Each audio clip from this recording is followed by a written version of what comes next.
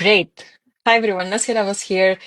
8 days to Christmas. We are doing our countdown, and every day I'm sharing one tip that will motivate you and empower you to quit smoking in 2025 and really set you up for success. So today I'm sharing tip number 3 out of 10. Super, super exciting. And let me know in the comments, are you following the challenge so far? I know I've been seeing your comments across our groups, our Facebook page, or YouTube, where all these videos are posted, also our Instagram. So I love reading your comments. Please keep them coming and do that so you can stay engaged in the challenge and make the most out of it because it's really, really good. So today, our tip is about triggers and specifically the truth about triggers. Now, what does that mean? When I was a smoker, I hoped, secretly hoped, and let me know if you have the same secret hope as well, if you still smoke, or if you used to have it. And I used to hope that there is a rehab for smokers and that I could go to that rehab and kickstart my quit and set myself up for success and detox from nicotine and really be able to detach myself from my triggers. This was my hope. And in fact, one time I actually tried to mimic that scenario and I tried to quit when I was on vacation. And it was great until I had to go back to my life, and all my triggers were there waiting for me. And that made me realize that, you know what? I cannot just avoid my triggers. I cannot just avoid my triggers because my triggers are not really the problem. The triggers are really my life, the places in my life that have been associated behaviorally with a cigarette. So if I try to avoid my triggers, hoping that with time my habit will break and my addiction will fade away by itself, well, I will just be avoiding life and then I will not be a happy ex-smoker, which of course we all know is the point and the goal.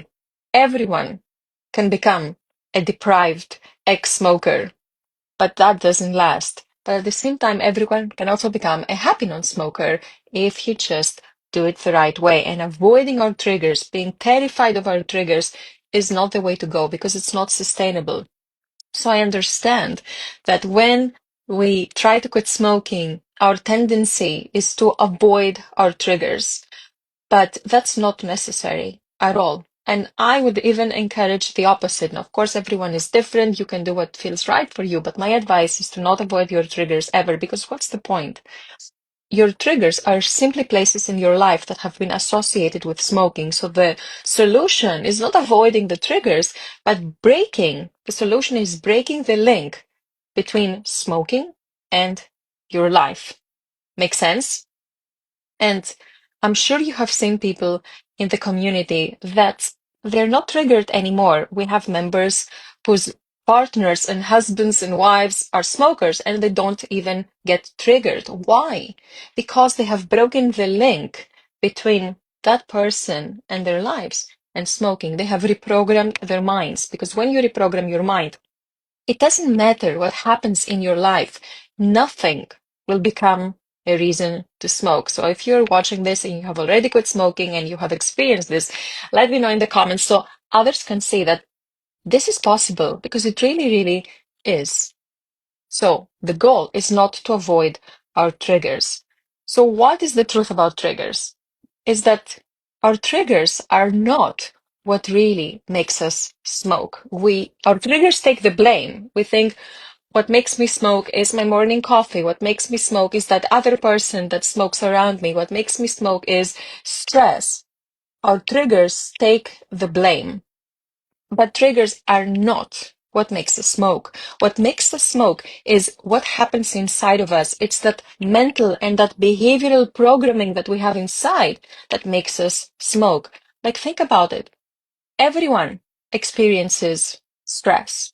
Many people drink coffee. Many people socialize, but it is only a smoker that has the compulsion or the need to reach for a cigarette in those situations. It's not because of the trigger, it's because of what happens inside of us when we are reminded by that trigger. Like I said a few moments ago, it is the behavioral association we have between our lives and smoking.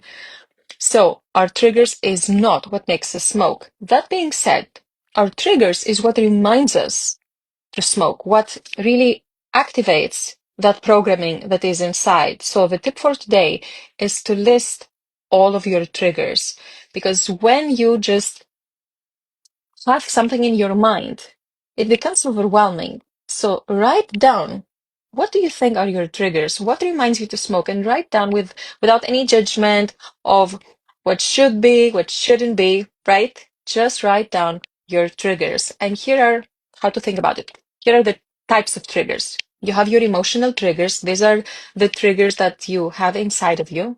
You have social triggers.